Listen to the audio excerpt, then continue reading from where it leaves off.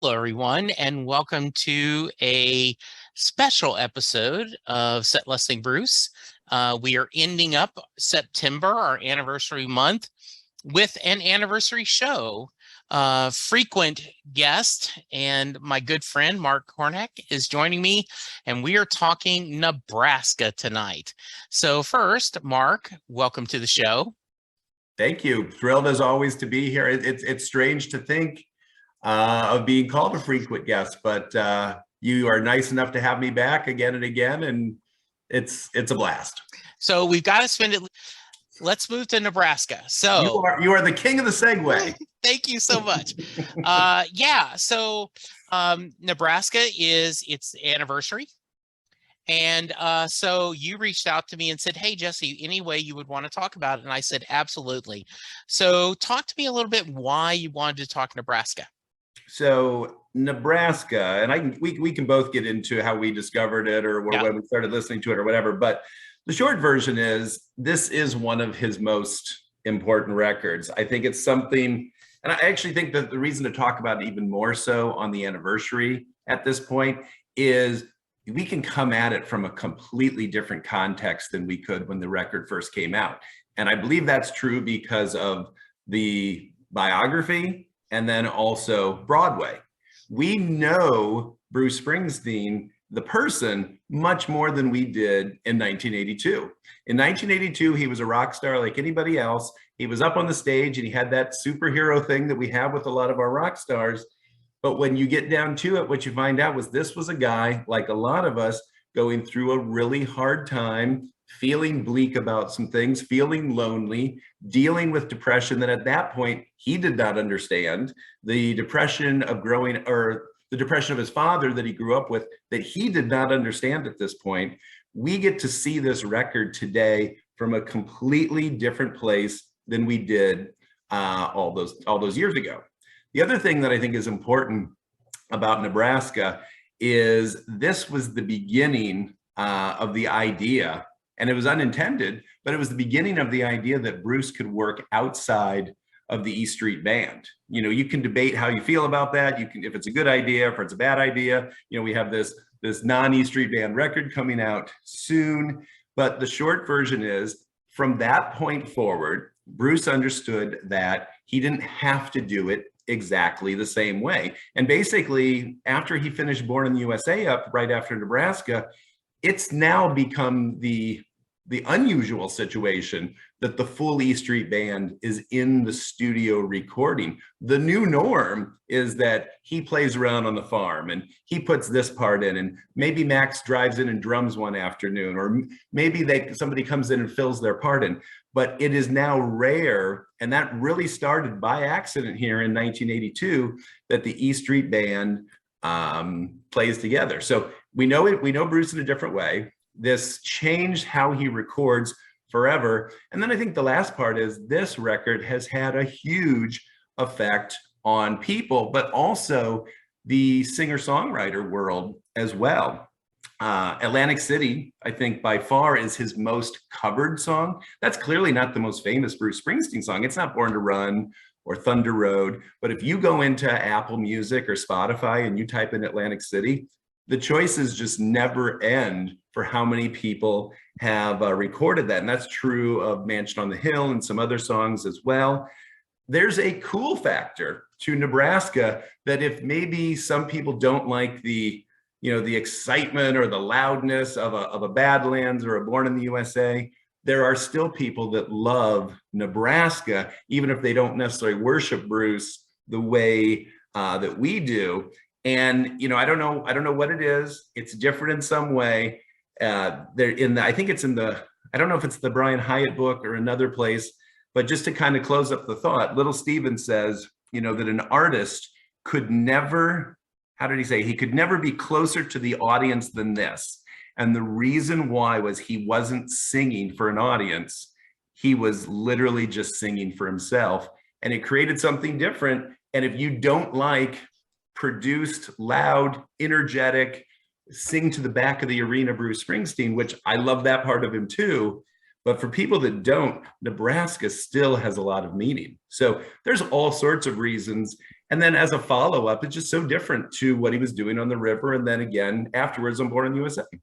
Yeah, I think it's amazing, and especially the mythos of this album.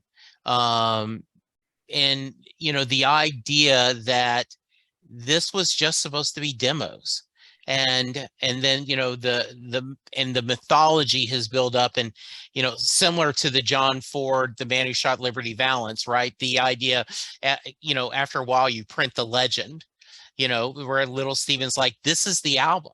Like, we've been trying to make this happen, and the album's already there. I do agree, and I think there may be a little bit of the coolness factor of, oh yeah, Nebraska's my favorite CD. Oh yeah, I'm a cool fan, Nebraska. But I do believe that there is enough singer-songwriters and people that on wider genres, whether it's death metal or punk or grunge or even hip hop, that may say, oh, Nebraska speaks to me because it is so bare bones, and it is just it. And in a lot of ways, I think Western Stars is the closest spiritual brother to it, or sibling to it, not production wise and not music wise, but Nebraska feels like a collection of short stories. Western Stars feels like a collection of short stories. Mm-hmm. And so, and I just discovered a new podcast, the Story Song Podcast. Okay. And there are 3 comedians that pick a song like Taxi or Mr. Bojangles, or like Brandy, parentheses, you're a fine girl, close parentheses. And they do this whole bit about, why do you have to have their parentheses? You're writing the song. Anyway, they talk about story songs. And, and I've emailed them. I said, hey, I want you to be on my podcast, and you guys, let's do Highway Patrolman. Right. So I agree, and we're going to go through each track, but this was not a CD I picked up. I picked up The River, and then, I picked up Born in the USA, and, I remember Tunnel of Love, and I remember the box set, but then kind of moved off till The Rising. And so Nebraska was something I came in after I was already a fan. How about you? Similar in a lot of ways. We've talked about it on before on here, but like a lot of people, I was 10, 11, 12 years old when MTV was a big thing. And I was listening to Born in the USA and watching the videos. And at that point, that's when I grabbed on. So I certainly missed Nebraska as it came out. So that wasn't something I was aware of.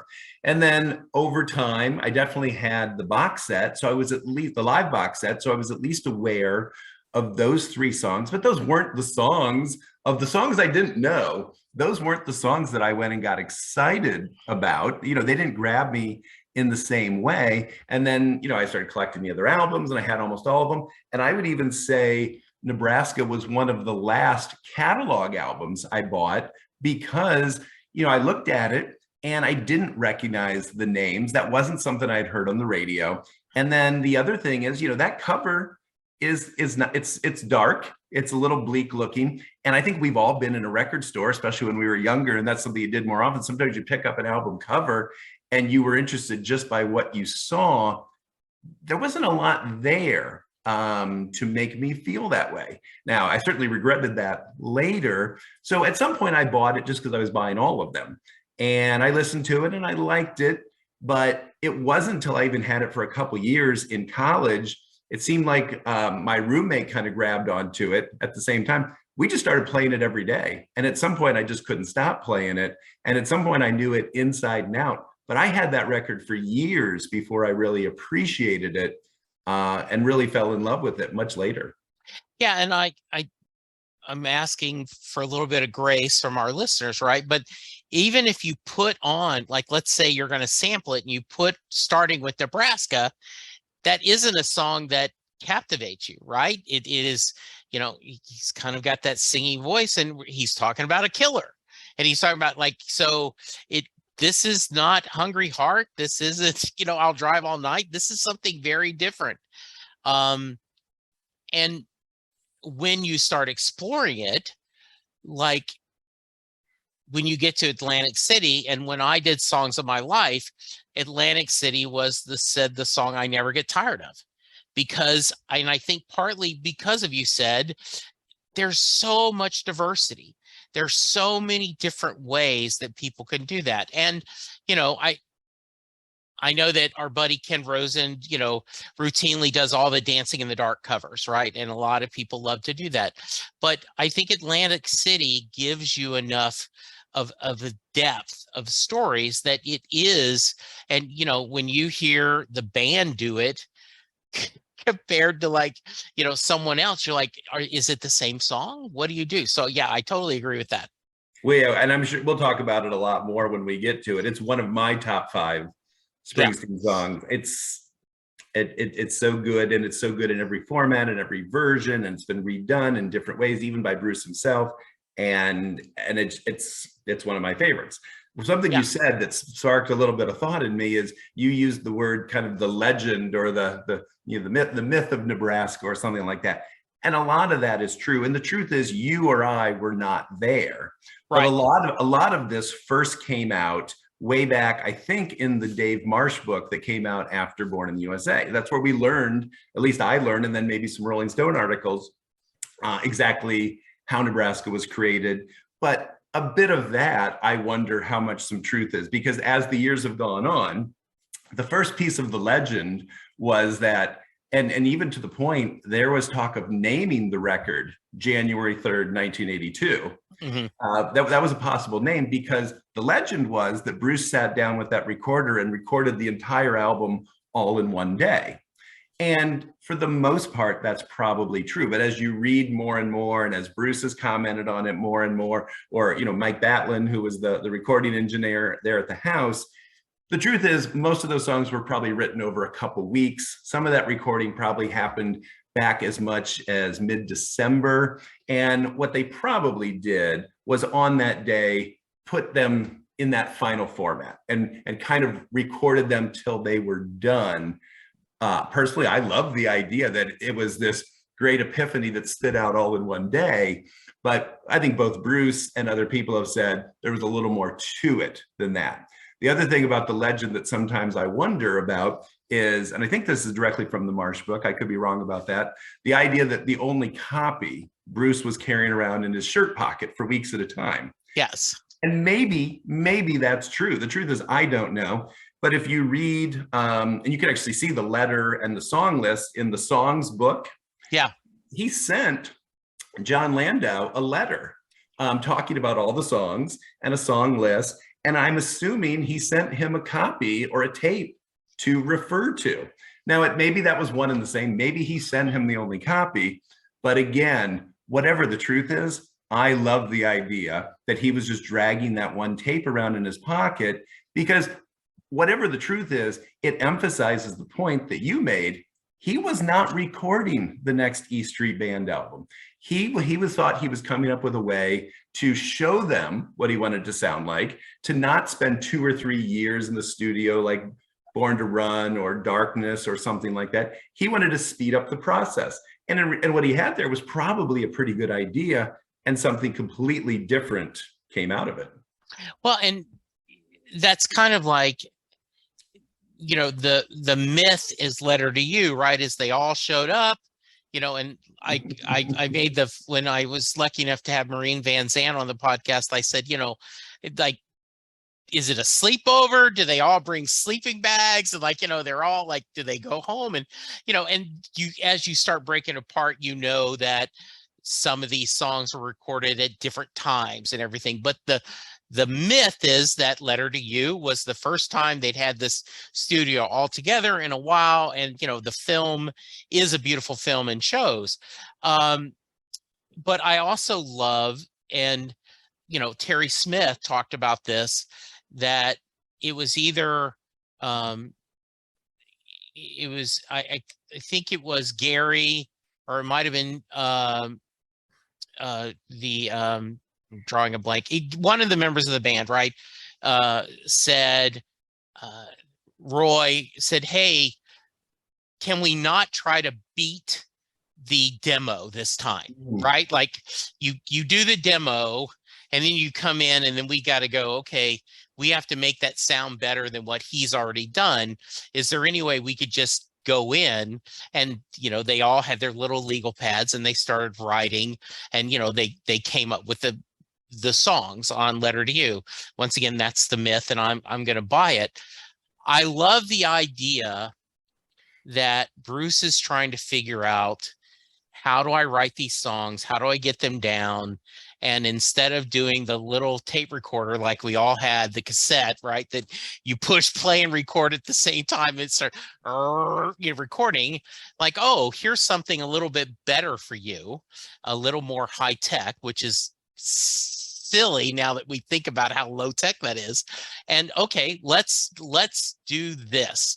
And and it goes back to, and I think there's a connection when Rick Rubin told Johnny Cash, I just want to get back to you and a guitar.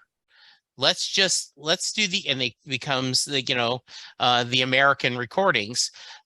Pick songs you want to do and just play them, and we'll record them. And let's just get you back loving music. Aren't we lucky he did that?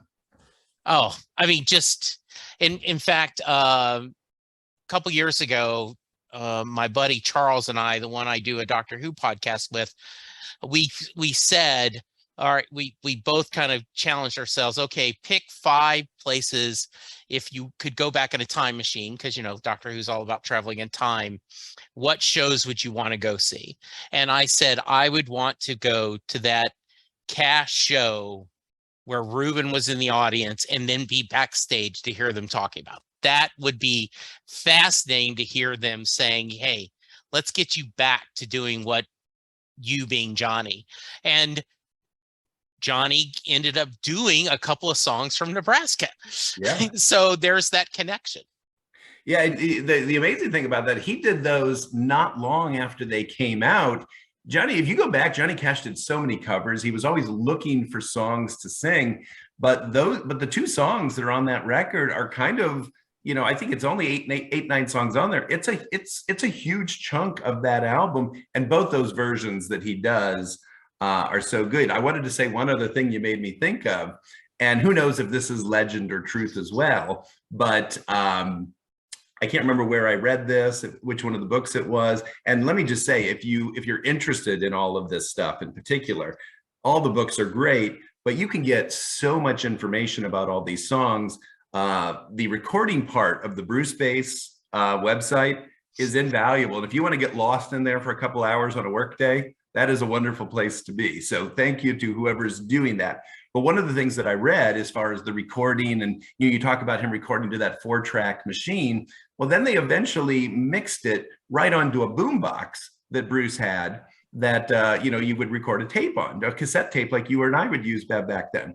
Well, part of the reason the sound is the way it is apparently that boombox had been dropped in the river at one point. He set it on the desk, and weeks went by or time went by and it didn't work. And then one day he hit the button and it just came back to life. And again, because these were not supposed to be professional recordings, they ended up mixing that and then recording that right onto this boombox that had been thrown in the river. Yeah. Strange. So many things had to happen to make this what it is. Yeah. Little background, according to Wikipedia, and that's never wrong. In 2003, Nebraska was ranked number 224 on Rolling Stone's list of the 500 greatest albums of all time. It moved to 226 in the 2012 revised list and 150 in the 220 reboot.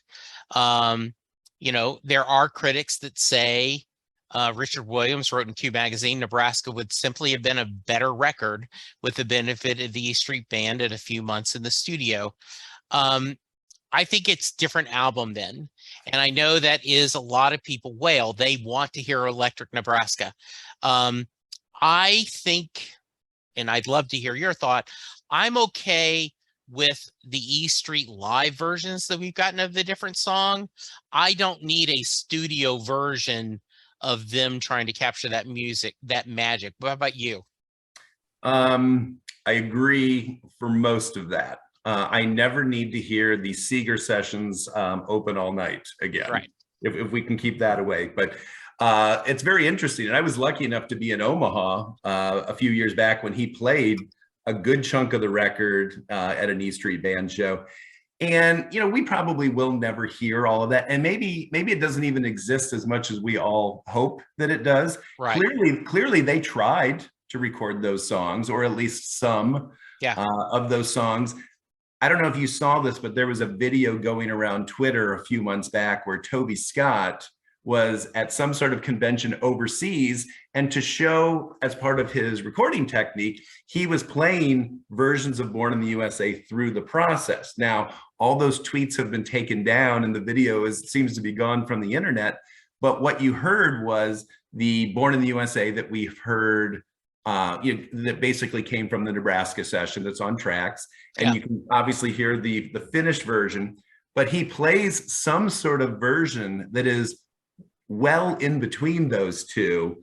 And I think the assumption is that Electric Nebraska, while incomplete, sounds something like that. And if it does sound something like that, I would like to hear as much of the work that they did. Who knows if we ever will, but the gist is at some point they decided it wasn't working. And they decided this was the album, and I clearly think it worked out for the best. Yeah, and I do remember, I believe it was the Marsh book. There's been several, but the idea that, you know, the Columbia is looking at this like, okay, what do we do with this, right? And then how happy they were when he brought Born in the USA. It was like, oh, this is what we were looking for. And it reminds me a little bit of my wife and I just rewatched the Ken Burns country music documentary. Oh, I love that so much. Yes, and there is the scene where the record executive is talking about Willie Nelson brought us Redheaded Stranger, and we said, the album sounds horrible. I mean, but we can't tell Willie that, and just he's not going to listen to us. So, okay, we're just going to release it. And then when it bombs, he'll come back to us and we'll go, okay, Willie, now then listen to us about Works. He says, then it didn't bomb. It was a critical and financial success. And we kind of went, okay, maybe we should shut up and not tell Willie what works, right? So Nebraska was not a huge financial success, but it is, I think, the very definition of the tortoise and the hare, right? It's the tortoise that just continually, slowly, and I do think that a lot of, if Born in the USA is the gateway album, I think to a lot of people going to Nebraska and saying, you think you know Bruce Springsteen, listen to this and see if that changes your mind. Yeah, I love that. Yeah, absolutely. All right. Any other thoughts before we start getting into tracks? You know, maybe not any other thoughts, but it's just, you know, let's jump into the songs because there's probably all sorts of things that are going to come up there as well. Okay. All right. So Nebraska, we start out with the title track. You know, Bruce is usually pretty good about most times he has a title track. Nebraska is not one of my favorite songs. It is, I don't dislike it, but it isn't one that connects with me. But then I am not I'm squeamish. I don't like a lot of horror movies. I don't like unhappy stories. So Nebraska has too much going against me for me to love the song, but I recognize its greatness. So I can see all of that and I can understand all of that. what happens here, I think, in the very first song is a tone is set that things are not okay. And maybe this is the most extreme version of things are not okay. Like I said, the opening song sets a tone, begins with a harmonica, but it's not Thunder Road. This is not that. This is not the invitation that we've talked about in Thunder Road. It's less bold. It's a little scary. It's certainly not inviting. There's a different mood here. As you talked about, it's the story of Charles Starkweather. He goes on this killing spree in late 1957 into 58 through Nebraska and Wyoming. And he has with him his girlfriend or girl, or some of that's a little unclear, but she was only 14 years old. So there's some debate actually to her involvement. Starkweather goes on to be executed. And I think the reason that's important is, I'll come back to that in a second, but Bruce also probably, it sounds like, got familiar with this story through the Terrence Malick movie, Badlands. Now, that movie came out in 1973. There's no way we know when Bruce saw this, but keep in mind, this is, if it was late 70s or early 80s before Nebraska, there was no cable, there was no streaming, there was no VHS, there was no DVD. I like this idea that either Bruce saw it in the theater, which is maybe true, or did he randomly just catch this on some late movie one night? Well, who knows? I don't know if we'll ever know the answer to that, but it adds to the mystery, because some of the images in the movie come right into the song. The whole idea, he saw her standing on her front lawn, just twirling her baton. That picture is right in the movie. And like a lot of things, if you go online, people have taken the time to make a Nebraska video out of the images from the movie, which I can't believe how talented some people are when I see what they've done in those situations. But it's really just amazing. But throw all that away. The song provides the central question of Nebraska, of many big questions in Nebraska.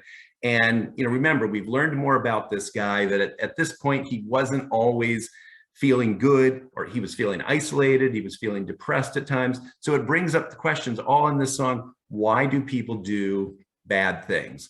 Do they do it in desperation because they need to eat or to pay the rent? Do they want to feel important? Do they need something that defines them? Or maybe, and this is the scary part from Nebraska, because the line is right in there, maybe some people are just bad.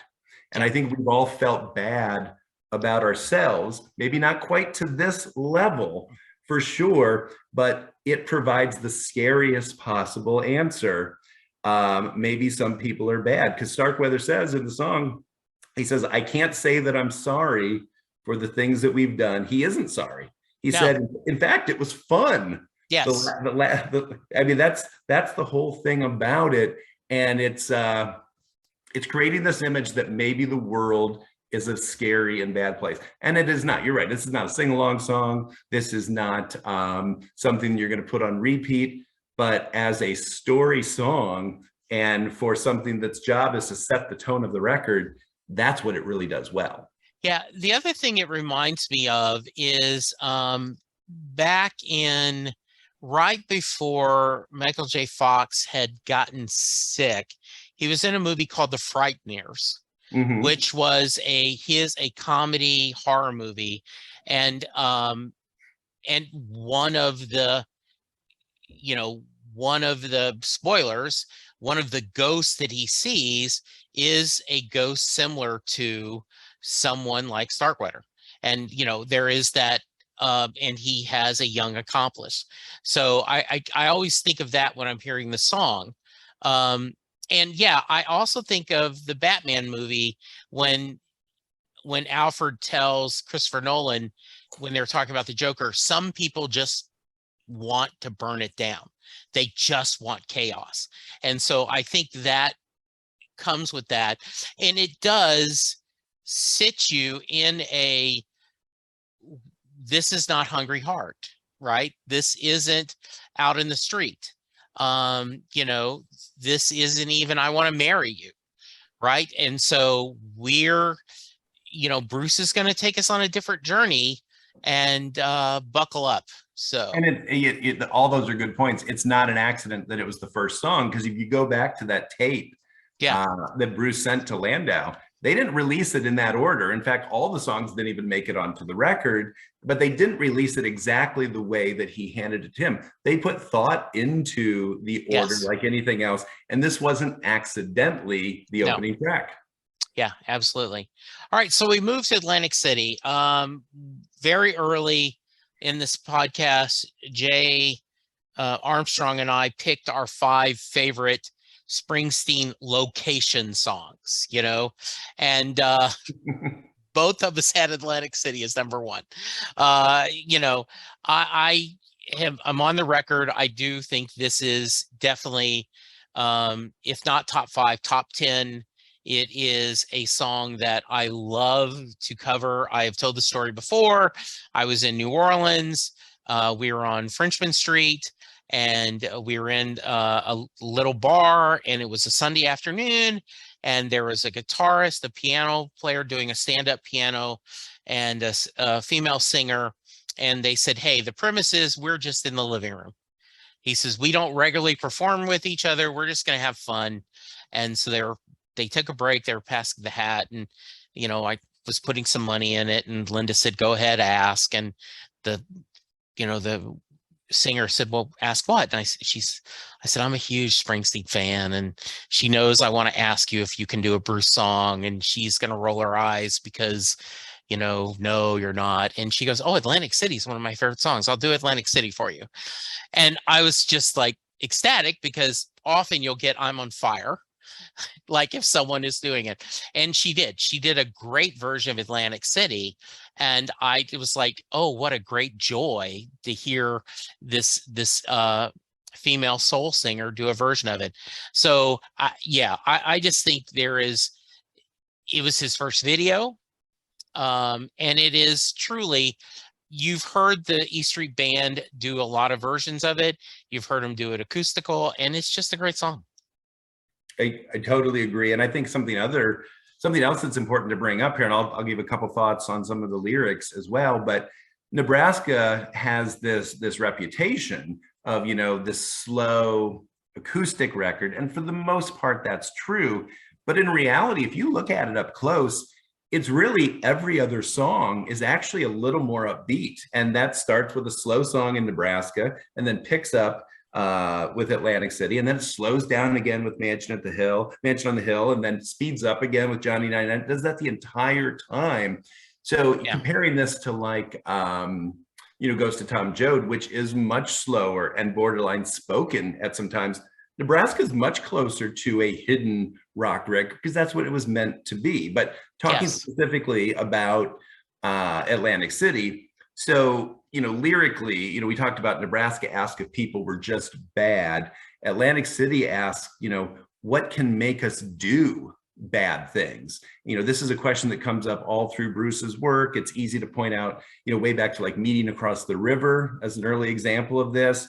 What's cool about Atlantic City is that he takes the question one step further. He says, if I do this, maybe the stain isn't permanent. And maybe I could still get back to the life I want. Maybe this mistake won't haunt me forever. Because he says, everything dies, meaning I could lose everything. This could be gone forever.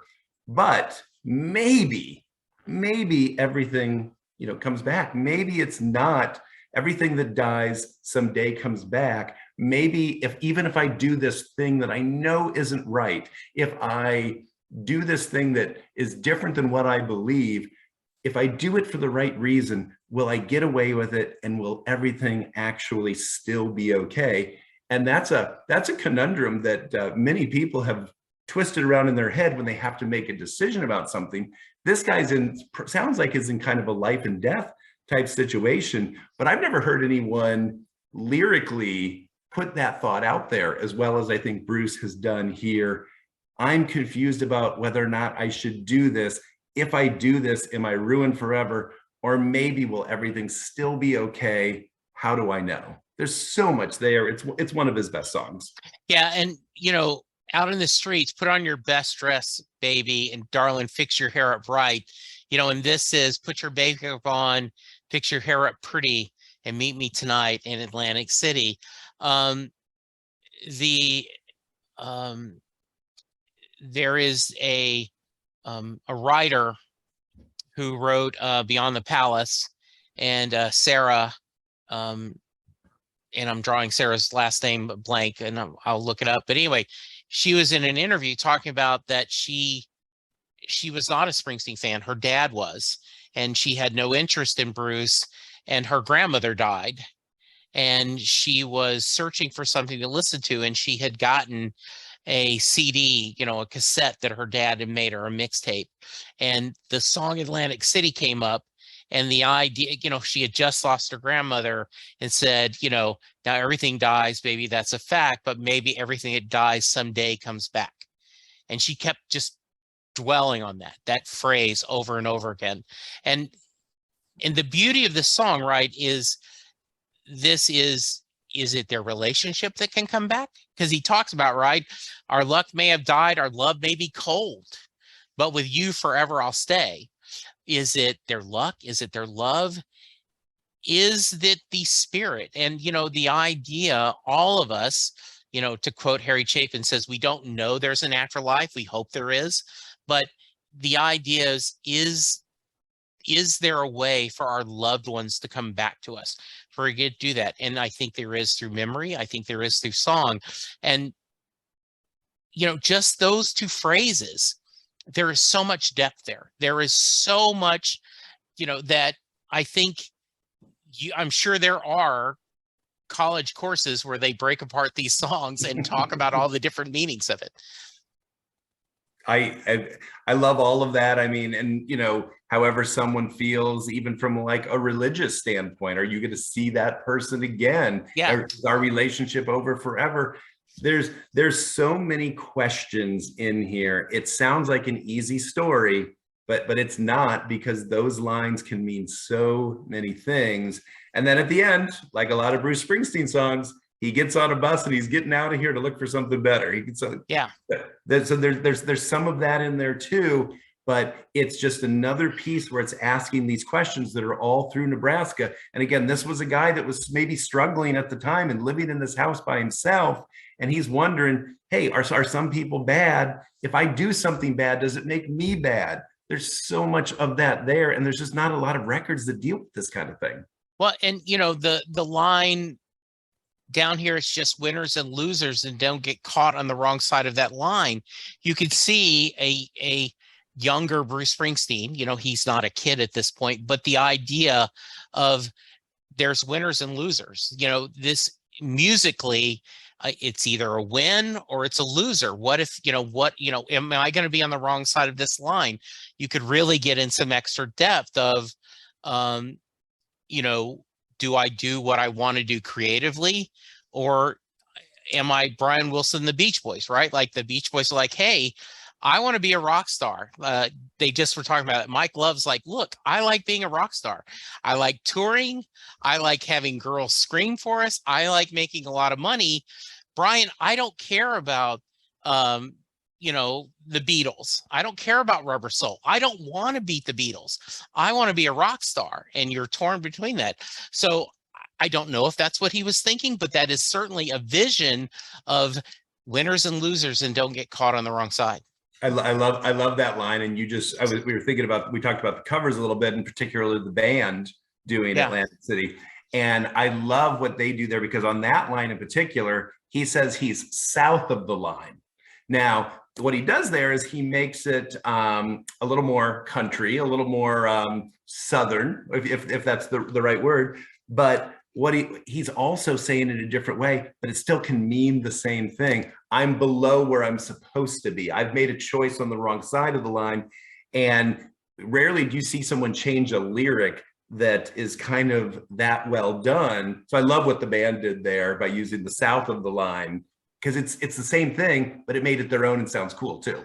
Well, and you can also, the idea of the wrong side of the tracks. South part of town usually is the badder part of town. Most cities, as they grow, the affluent move up the northern suburbs, and then the southern is the wrong side of the tracks. It's the poorer section. So I think you can make that too, that I'm on the south side. I am the poorer side of town and where I'm stuck. So yeah, I totally agree. It sounds like we could do an Atlantic City podcast at some Yes, point. I think we could. We both seem to have a lot of thoughts where we like this one. Yes, I do. Absolutely. All right. So Mansion on the Hill. All right. So we learn a little bit about Mansion on the Hill in some of the different performances, which are not a ton early on. You know, got played on Born in the USA, and then at a lot of different acoustic shows. Got played a lot on the reunion tour, but not with a lot of, not with the speaking you saw, but especially like I think the 86 Bridge benefit, he talks about driving around with his father. They would go and see things and places that were believed to be distant to them or unreachable to them, or that house or that mansion on the hill was something that's for other people. That's not attainable for our family. So for a young man, for a young boy, Bruce Springsteen, he was led to believe he didn't even deserve everything. He was led to believe, hey, there's these places that are for other people. They're not for you.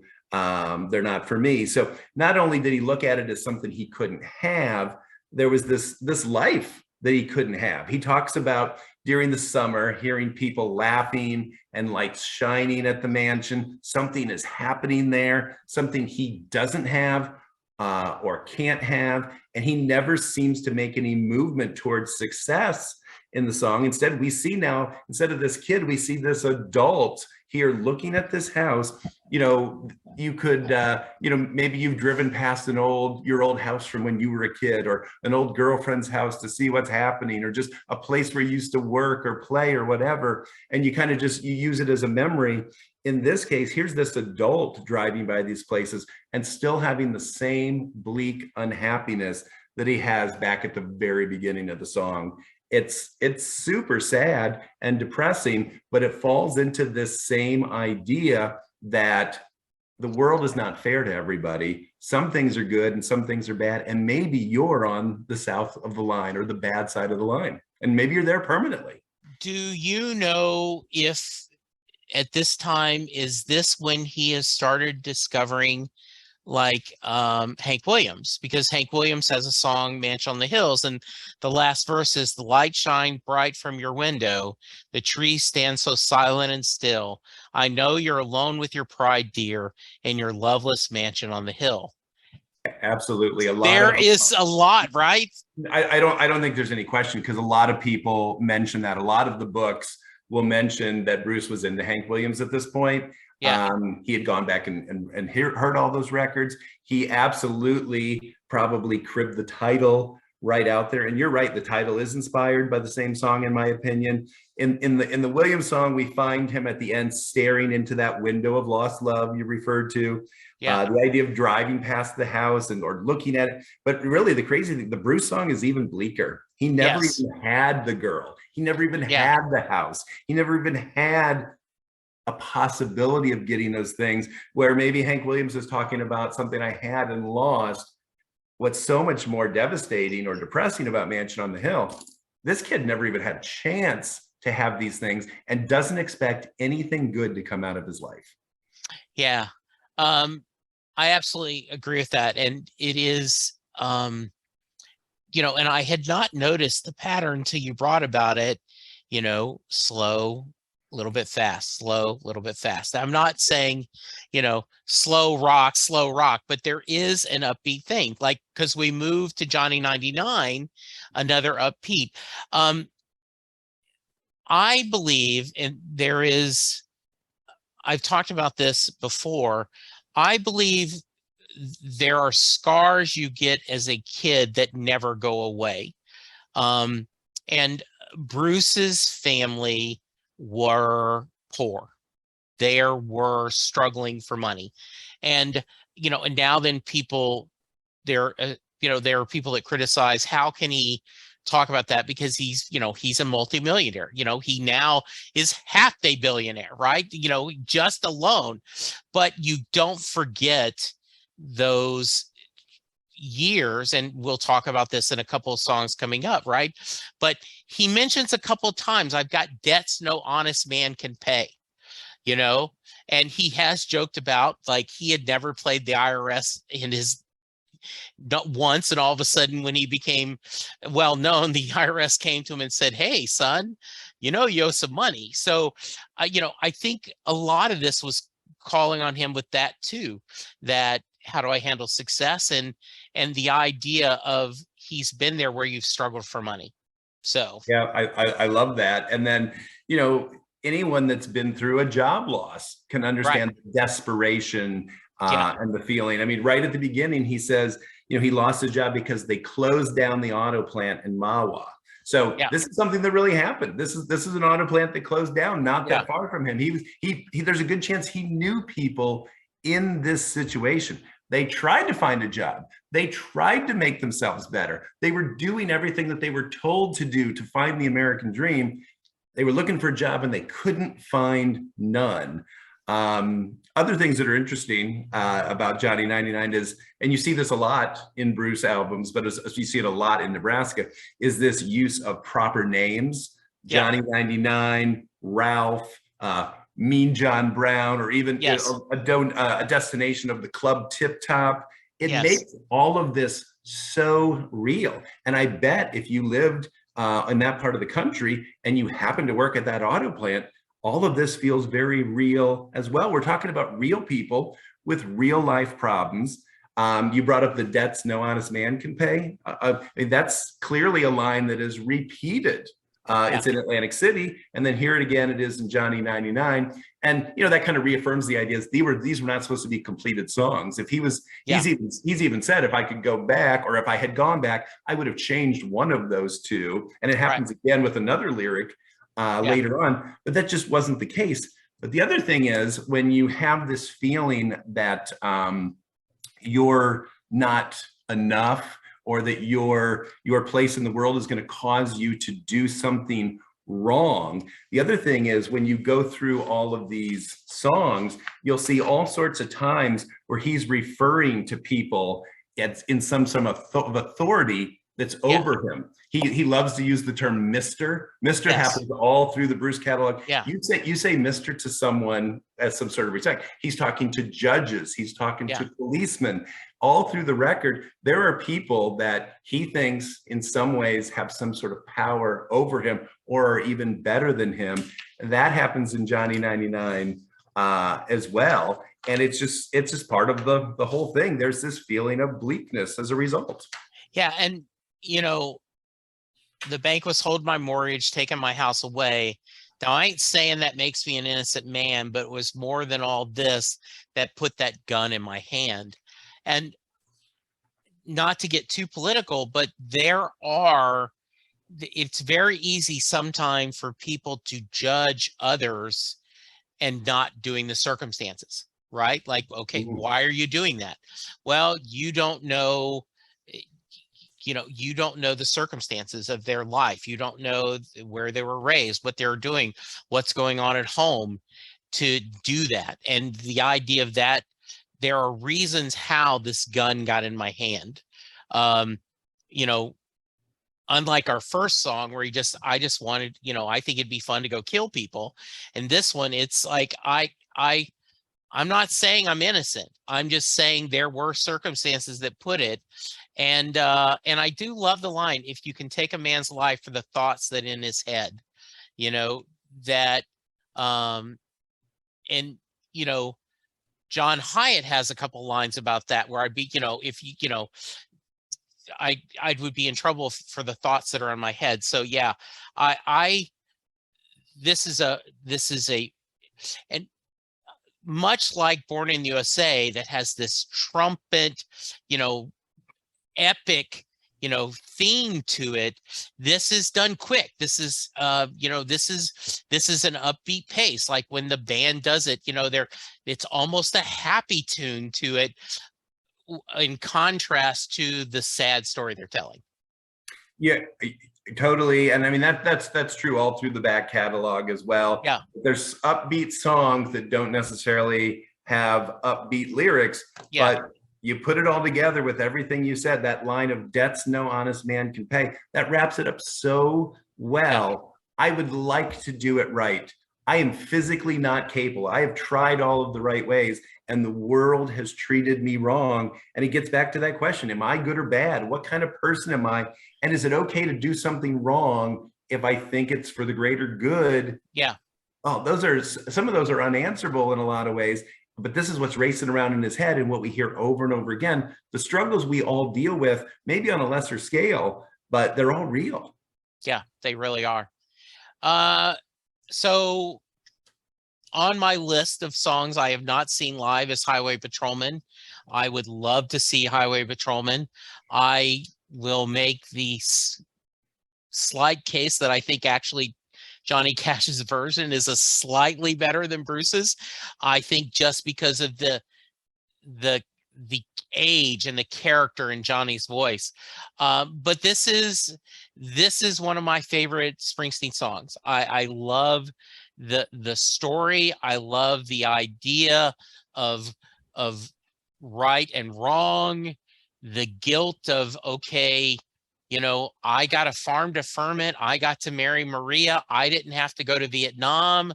I now have the guilt that my brother did, and he's got all that baggage. And, you know, so, and they made a movie out of it. I mean, that's how in depth this story was. And you know, I know there is not a song, Night of the Johnstown Flood, but there should be. It sounds like it should be. So, okay, I'm done gushing about this one. What do you think, Mark? Well, I think you properly gushed because it deserves it. And you know, the movie you're referring to is The Indian Runner. If nobody's seen that, and again, there's Highway Patrolman videos that have been made. If you want to go look for those on YouTube, they're pretty cool. And like you said, Joe Roberts is a cop. His brother has a long history of trouble. You know, Frankie's the brother that went to war. He's troubled because of it. He often gets himself in a bad spot. And then at the end here, there's this idea that he's on the run and Joe chases him in the car. And at some point, Joe lets him go. He's struggling again with choices. And this is such a different choice here that most of us maybe will never have to make. But, you know, in the face of right or wrong, what do I do for my family? It's coming in there again. It's in there over and over again in a completely different way here. Should I let him off the hook? Where is the line? What is too much? What is too little? The deciding line, at least for Joe in this case, is that if a man turns his back on his family, well, that's just not good. That's a truth that he's comfortable with in this case, where a lot of these characters aren't finding a truth that they're comfortable with. They're asking a lot of the same questions. And that doesn't mean that Joe Roberts doesn't continue to struggle with this, but he's at least one of the characters in here that says, I know what I did and why, and I think I have a pretty good reason. Now, I think you said something else, though, that is super smart. And we talked at the beginning about how different we can look at Nebraska now after the book and then after Broadway. And you talked about the idea, you know, that, you know, Joe stayed home, Frank maybe went, and then we go back to Broadway and he says, I often wonder who went in my place. Now, that is a heartbreaking story in the Broadway show. And I never really saw that before. But in addition to those family dynamics, this whole song, Joe is feeling some guilt that he stayed home. He got the wife, he got the house, he got the job, he got everything. And here is his brother who went in his place and is kind of messed up and doesn't have it.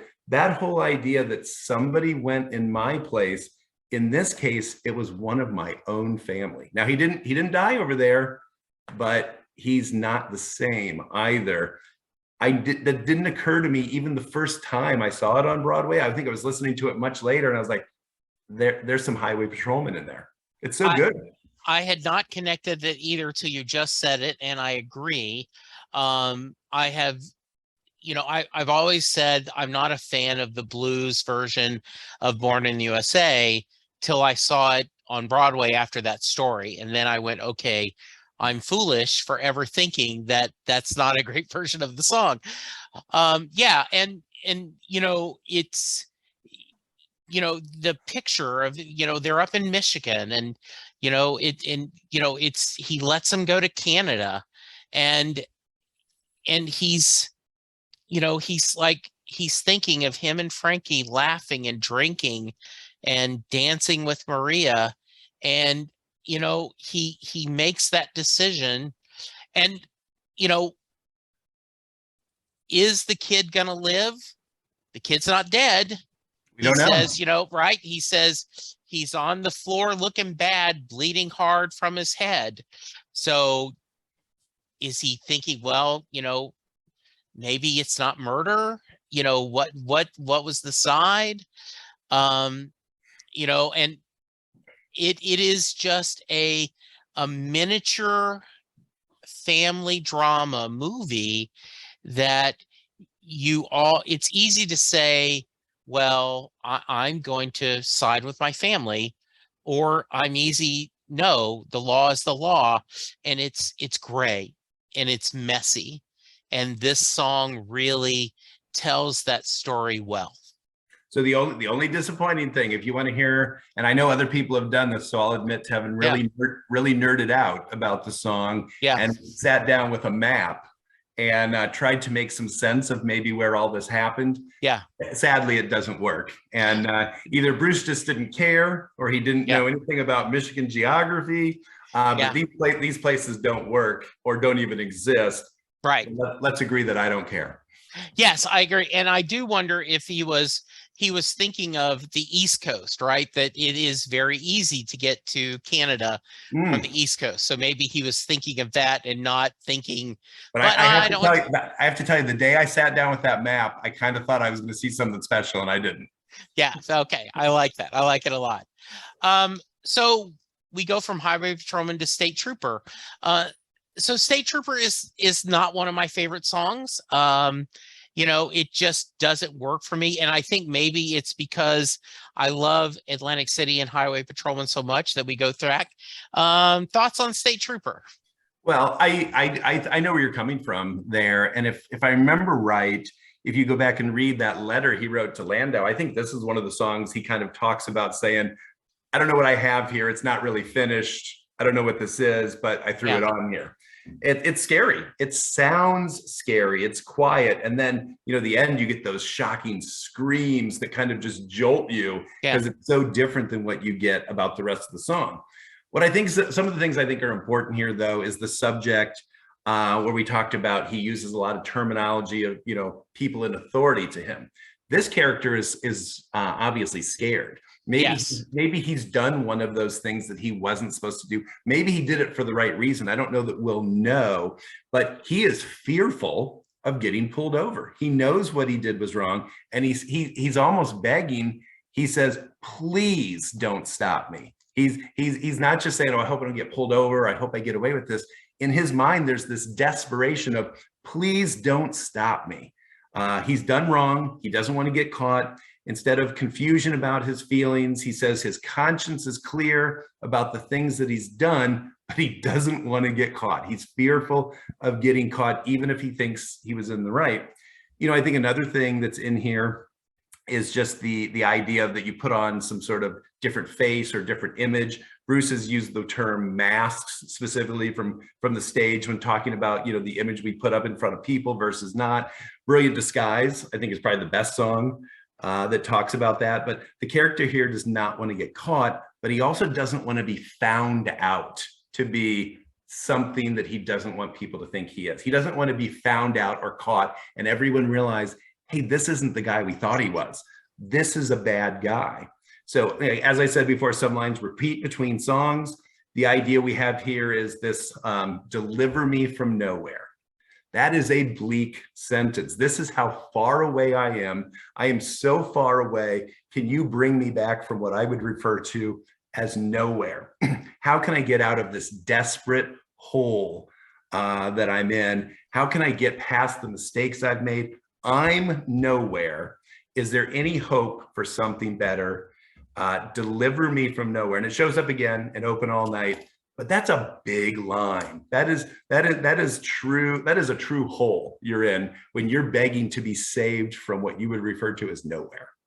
Well, and you could actually see the imagery of I'm the main character, and I've crossed the line because I've had to, right? It was, there's reasons why this gun is in my head. So he has compromised to himself because he says, I have a clear conscience.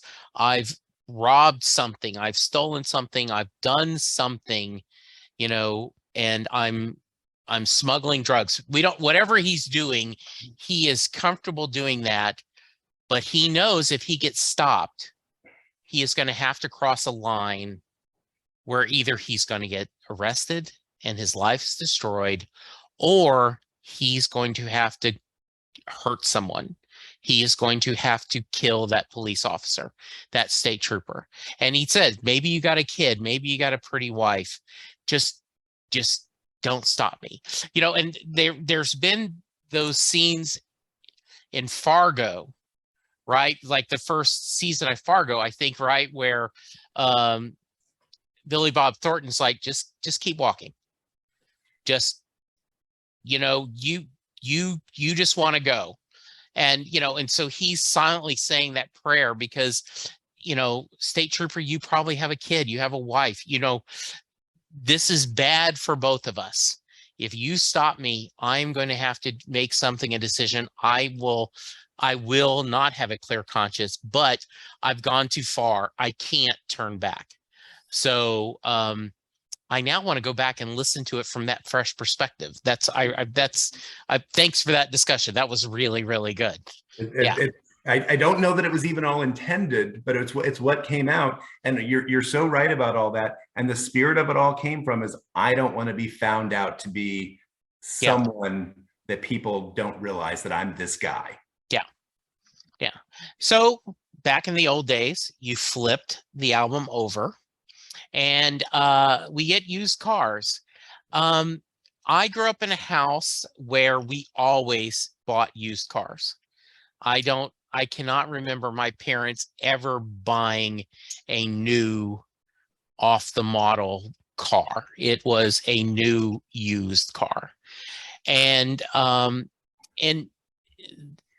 the imagery, once again, of being young, being poor, and the whole, and let's face it, buying a car is never fun. Even if you have plenty of money and you have great credit, it's still it's very seldom you can okay, I like that one.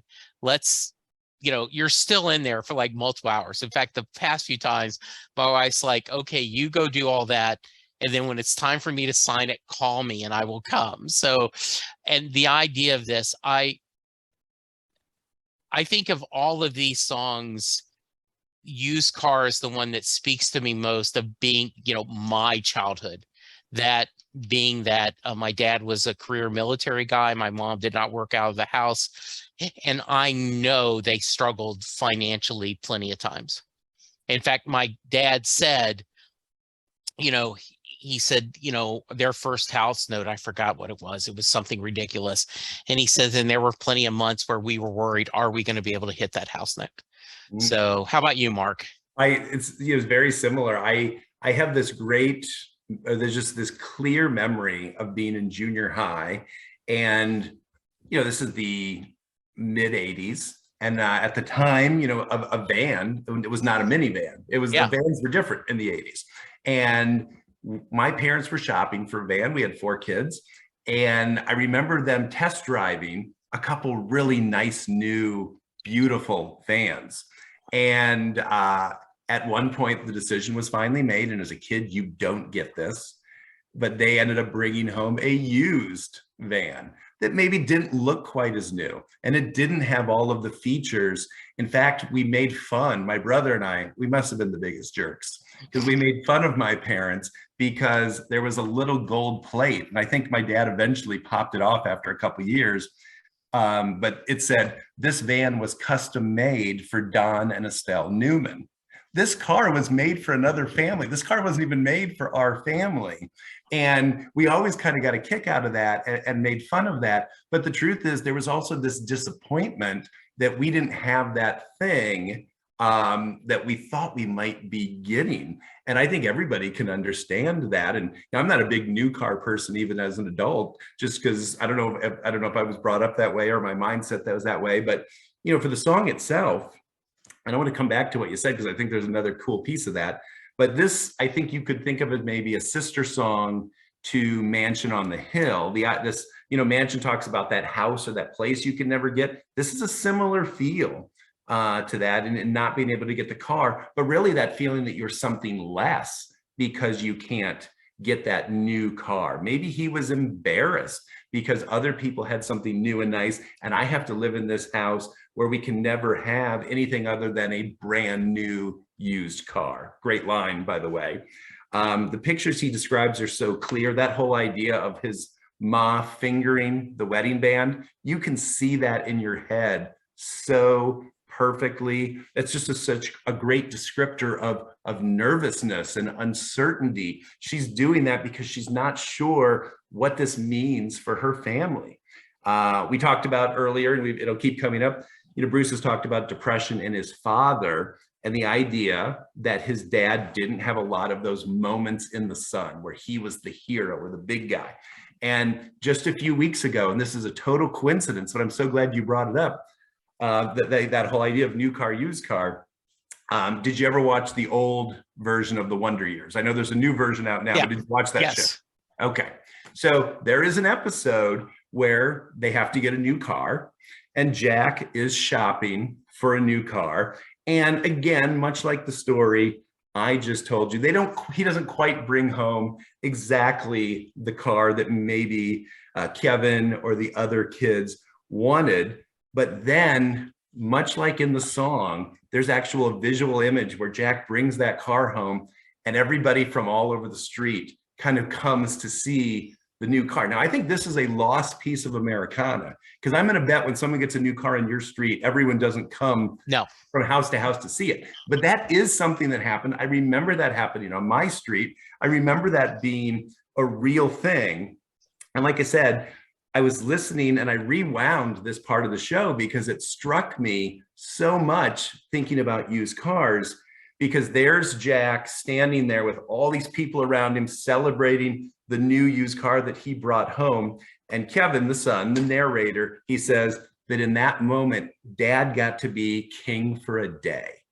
And that is what Bruce has talked about with his dad. He never got those moments. He didn't understand things. He was depressed. He was losing jobs. He was changing jobs. He couldn't find his place in the world. He didn't feel important. He didn't get to be what they call in the show king for a day. And when Bruce describes that moment of the song where all the neighbors come to look at the car, I can't help but think he wanted his dad. And when we get to my father's house, we'll certainly talk about the same idea, but he wanted his dad to have that moment that he never got. Yeah. He didn't get to have on a regular basis. So a few years ago, actually longer than that now, but the company I was working with got an agreement. We outsourced part of our contact center to a small outsourcing company out of Port Arthur, Texas. And Johnson. Yeah. And so Roger Shiloh was the guy who ran the center. And I think I'm a really good manager of people. I think I care about the people that work with me, and I think I'm really good. He always made me feel like a bad manager. And for example, Roger said anyone in his center, when they got a new car, they came and told him, and he's like, okay, take me around the block. And he stopped whatever he was doing and got in his employee's front seat, the passenger seat, and they drove around the block so that his employee could show off their new car. I love that. I love that. And we don't do that now. I don't know. I mean, I don't.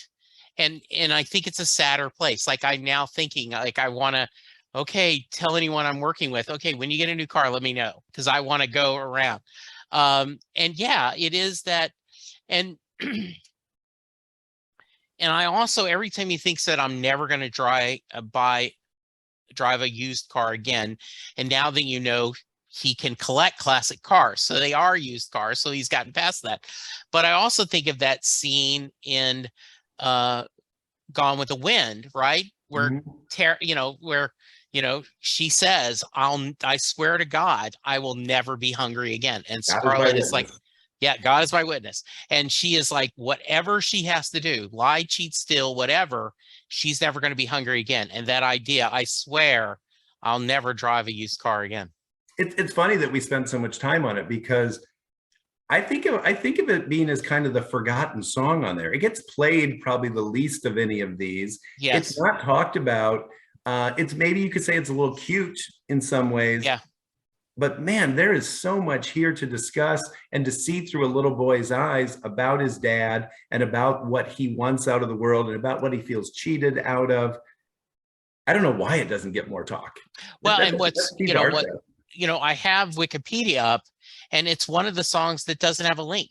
Like, Nebraska, Atlantic City, Johnny Nine, Highway Patrolman, Open All Night, My Father's House, all have links to an article. But Used Cars, State Trooper, Mansion on the Hill, and Reason to Believe don't. Maybe we need to fix that. Maybe we do. Maybe we just take this and transcribe it and put that on there. All right. So you're not a fan of See Your Sessions Open All Night. So talk to me about that, Mark. It doesn't work. I like what they tried to do. Again, it's still upbeat. It's got it's fun, I guess I would say. I just don't think it works for the song. Mm-hmm. And I was happy I saw it once. I wish I didn't have to see it every time I went, but Open All Night is probably good exactly as it is. Mm-hmm. It's the fastest. It's the most rocking song on the record. I think it's probably the song he thought he could turn into a band song easier than any others. In the letter, he actually says it's hard to sing. I've always wondered what he meant by that. Was it too fast? Were the lyrics too quick or too difficult? Mm-hmm. But what ends up happening is it's perfect exactly the way it is. So it's this tale of heading home to see your girl, which is not uncommon in rock music. It's not as simple as that, though, for sure. Like a lot of these other songs, things are not great for the main character, but he's trying to get home in spite of all that. And the last verse has the toughest lines to hear. He talks about the radio being jammed up with gospel stations. He talks about lost souls calling in, something he can relate to. And then he says, "Hey, Mr. DJ, won't you hear my last prayer?" The idea that this is a last prayer, much like that guy in State Trooper begging for something. Yeah. This is my last chance. Deliver me from nowhere. Even though I've got this fast, upbeat song where it sounds a little more fun, the same idea is still in there. This is my last prayer. This is my last chance. It comes from a last chance in life kind of idea.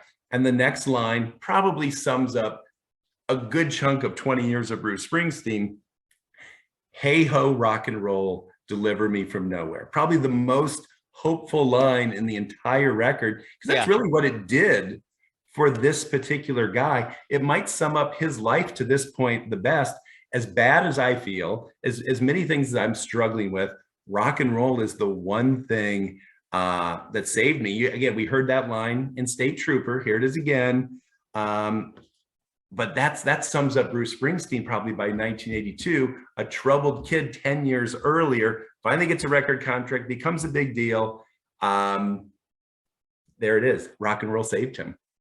Yeah, you mentioned him saying, trouble singing. I did want to share, I was telling you earlier that I was, as I record this, I went and saw John Hyatt last week, and he sang Everybody Went Low from Tiki Bars Open, and he said, I always worry about doing this one live because you got to sing a little fast, right? And so I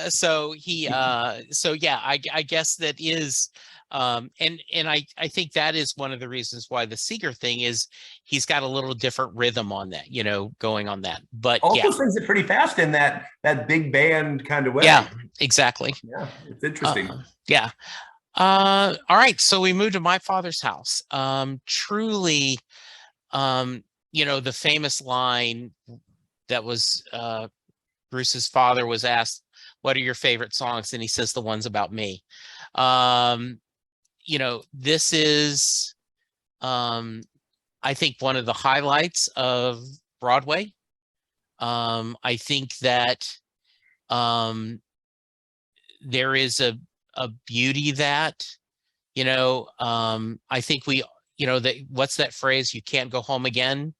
I mean, there's a little bit of that, and the idea of, last night I dreamed I was a child. This is not necessarily in reality, this is him, his fears, his feelings, and this ghost of his father. And I want to hear what you got to say, but I think your point of us knowing more about him when he talks on Broadway, that he dreams of his father sitting next to him and Bruce saying, "See that? That's how I see you." It's one of the most powerful moments in the whole show. I love that he included it. That was so personal. If that was a real dream he had, what an image that was for, again, this father that wasn't necessarily successful, but you see your dad, you want him to be that hero. Maybe he was that hero to you. And Bruce had that same thing going on, no matter how much of a struggle their relationship was. That is, from beginning to end, that is one of the best parts of the show. It makes the song so much better. I like My Father's House 50 times more than I did, before 2 or 3 years ago. When other songs from Nebraska could have been on Broadway. There's other story songs. Used Cars, but probably would have worked there as well. But there's a pain here in the story. And you talked about the dream. I think this is such an unbelievable line to kind of really tell you what this dream is like and what he's dealing with and what he really wants. He talks about finally he's going through the woods, he's in the dark, there's this kid that's scared, and he finally gets back to the house and he falls into the arms of his father in the dream. And he says, shaking in his arms, this is someone that wanted to be comforted by his dad. And here's this person that never comforted him. And that's what he is asking for. I want to fall into arms where I'm shaking and be comforted. And that's probably the reason that it's in there. Is, to me, that one line tells you so much. And then he goes on to say he realizes the dream is not real, and he says, "Well, I'm going to go back there, and I'm going to go to the house." And he realizes, hey, maybe this relationship is permanently ruined because my dad has now moved on. Either he's moved away, maybe he's died, but either way, he didn't tell me. He's not here anymore. There's a good chance I'm never going to find out. What a sad moment that he writes so well. This relationship is just permanently torn. And then to go from there into the story that you just talked about and say, in spite of all that, I wanted to tell my dad how important he was. It's magical. And it's one of the best moments in the show, hands down. Yeah, and then, we go to Devils and Dust, long time coming. Well, my daddy, he was just a stranger living in a hotel downtown. And when I was a kid, he was just somebody I'd see around, I remember, once again, my buddy Sam was going to go to Broadway, and I had already gone. And he said, My Father's House, and I said, I think you'll be surprised. I said, I think you'll be surprised. And, I agree with you. Seeing that made me appreciate the song more. The other song that I liked was Independence Day, but I loved it when I saw it the 4 times on the River tour. Mm-hmm. Oh, yeah. And him telling that story. And the idea of a father and son, a parent and a child, desperately wanting to love each other and not knowing how. Mm. And so this is, they used to talk about Lost, that all the characters in Lost had daddy issues, right? this is definitely when we know now, based on the book and his own demons and his father's demons, and the idea of he now has the grace to see, there was a lot of things Dad couldn't control. Pop couldn't control that. This was he was doing the best he could. And and that, I'm sorry, son, but no one by that name lives here anymore.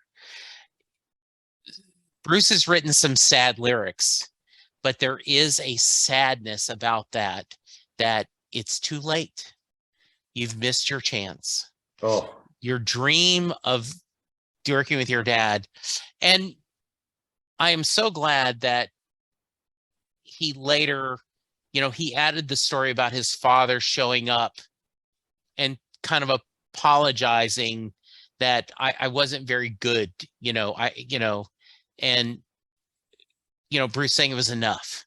It was enough to hear him say, I did the best I could, and to forgive that.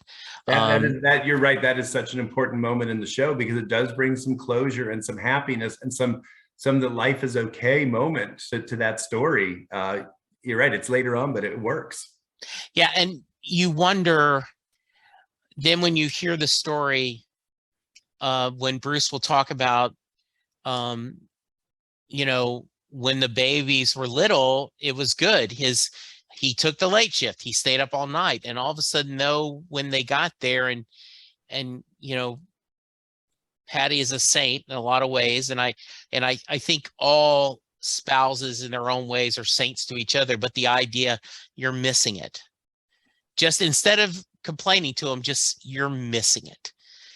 This is when they're most engaged, and the idea of, what are you going to do? You can cook breakfast. I don't know how to cook breakfast.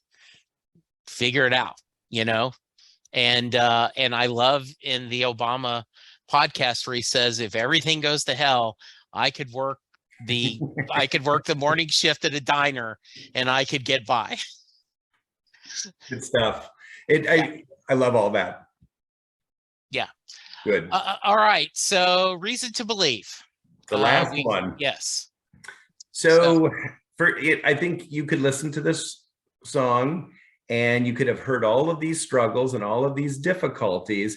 And I think your natural reaction is to see a song with the title, Reason to Believe, and think, all right, here comes Bruce telling me about the promised land, or that everything's going to be okay, or I'm going to fight to get to the other side, and that there is hope. Hope being a big part of the Bruce Springsteen catalog. And sadly, but what fits in on this record is what appears to be a misleading song of hope. He says at the end of every hard-earned day, people find some reason to believe. Not necessarily that there's a real reason to do it, or that things are going to be okay. You would hope and want to believe that this album ends with hope or positivity, or a reason that things are going to be okay. But there is no promised land. And I think that's what gets summed up here. There's no promised land in the Nebraska album. I've always wanted to think there is, but there's not.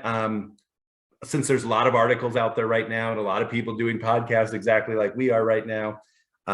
Peter Ames Carlin, who wrote a book a couple years back, he did a new article on Nebraska that just came out the other week. And he says, in Springsteen childhood memories, prayers go unanswered and work is unrewarded. And he goes on to say, love doesn't win. And I don't think that's where Bruce Springsteen is today. That's certainly not Broadway Bruce Springsteen, or Grandpa Bruce Springsteen, right, or Father Bruce Springsteen. But 1982 Bruce Springsteen, who was going through a hard time and we know was dealing with some of the things he's talked about, that was what he was dealing with. Love doesn't win. My childhood wasn't what I wanted it to be. My prayers could possibly go unanswered. And all of that is here. The song talks about this dead dog that the owner falsely hopes will come back to life. He talks about a love that he believes in that just disappears. It doesn't end on this high note. You can poke that dog with a stick for hours at a time. It's not coming back, even if you believe it is. And I would even say for the first couple of years, or many listens, I thought, okay, that there's Bruce Springsteen bringing it all back home and making it positive, and that's just not happening here. And it's kind of hard to listen to that way, but I think it's what he intended because it's the song that came out, and I don't think it's an accident. We talked about the list being in the order that some of the songs are. I don't think it's an accident that it's the last song.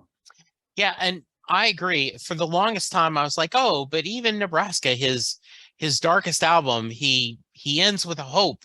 But then when you start listening to the song, no, there's no hope. I mean, the guy's left standing for his bride. The guy who promises to support the family leaves. And there are certain followers of certain political parties that at the end of hard-earned day, people find some reason to believe. I will not go into too many specifics, but I don't think it's hard to connect the things that no matter how much facts or proof you try to give them, they find some reason to believe in a leader. It could be a political leader, it could be a religious leader, it could be, and the issue is belief can be a good thing and a bad thing, right? And if you are believing in things that help others and are good to others, that's a good thing. But there is other things where there is false beliefs, and where you are going to you're putting all your money on lottery tickets that probably will not come true.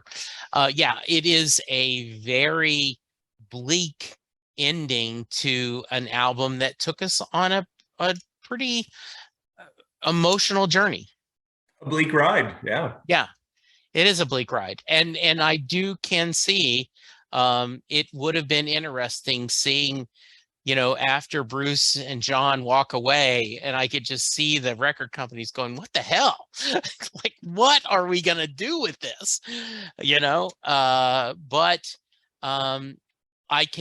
It does tell a journey, and it is something where I think in a lot of ways, this was something emotionally he had to get out of the way to go on to do his next step.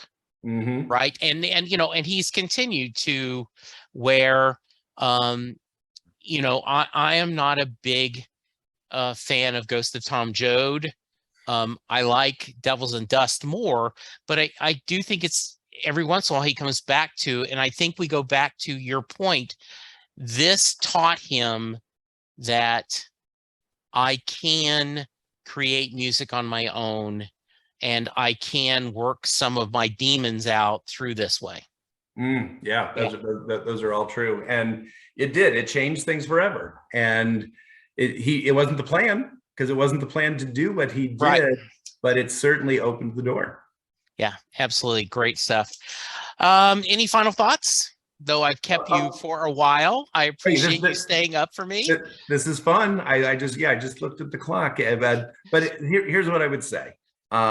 We talked about this album being so dark and bleak, but we both agree how good the songs are. And I'll just say this: Nebraska is a masterpiece. People agree, critics agree, fans agree. This is a masterpiece of a record. I would encourage you, if you haven't done it, go back now and look at it through the scope of Broadway and the biography, because I think it brings so much clarity to some of what you're seeing. It puts it in a different context than before. And then the other thing that I'll just kind of close with is the other thing that's interesting that we never got to is, in a lot of ways, this might be his most honest work. It told us how he was feeling at the time. And the reason I think that is true is it's probably the only Bruce Springsteen record that ever came out that really wasn't edited. This is the record that got made in the bedroom. The tape went onto the tape, whatever we think about that. And then eventually those songs were released as is, which is why there's some repeating lines. There is not another Bruce Springsteen record out there that's not edited to fix this or fix that or change a thought, or is this really what I wanted to say? It came out as is, and that's what came out of him. Yeah. Amazing. So Penn Jillette talks about that, he is a huge Bob Dylan fan. And he was talking about Blood on the Tracks and how, the story was, Bob just cut open the veins and the lyrics flowed out and he bared his soul. And then when you go to the Dylan archives, there are notebooks of him working on that he edited and edited and edited and edited. And even though the persona, right, is that, oh, he's Dylan, he just opened up and he flowed, and no, it actually was work. And I think there's a beauty to either one of those to say. One of my favorite writers is the guy who did Babylon 5, J. Michael Stravinsky. And last year he put out a book of how to be a writer. And one of the chapters is about editing. And he edits the chapter so that you can see it. He says, this was what I originally was going to have. And then he puts all the changes so you could see the final. I want you to see how important editing is in storytelling. And I've never thought about that before, but you're right. In this case, Bruce didn't edit himself. He did this. This is raw. This is from his soul. And I'm going to echo your words. After reading the book, his autobiography, listening to Western Stars, the film, because all the little stories behind that, and then Broadway, go back and listen to this with that fresh eyes. Think of that young Bruce sitting in his home with a track and a guitar, letting his soul come bare, I think gives you a fresh perspective on it. And I'm glad you brought that up. Yeah, and clearly he worked on the songs for a couple of weeks. So I'm sure there's papers written where this song was this or that. But at the end of the day, what we got wasn't the finished product. It's what came out of him. Yeah, and I love that. Mark, this was a blast. Thank you so much. I loved every bit of it. Thanks for staying up late. No, I loved it. This is great. If someone wants to reach you, how can they? If you want to talk about Bruce or the upcoming tour or anything else, or especially the Cowboys, you can reach me at Twitter at Mark Hornok, MarkHornok. Yes, and please, can't wait to hear about. We're going to get new music, and so it may be a cover CD. I don't know. I may do another reaction where we get it and do a quick roundtable again to get everyone's thoughts. So Mark, take care, be safe. Listeners, you take care, be safe, go get vaccinated, go be kind to each other, and we will talk to you soon. Goodbye, and we're out.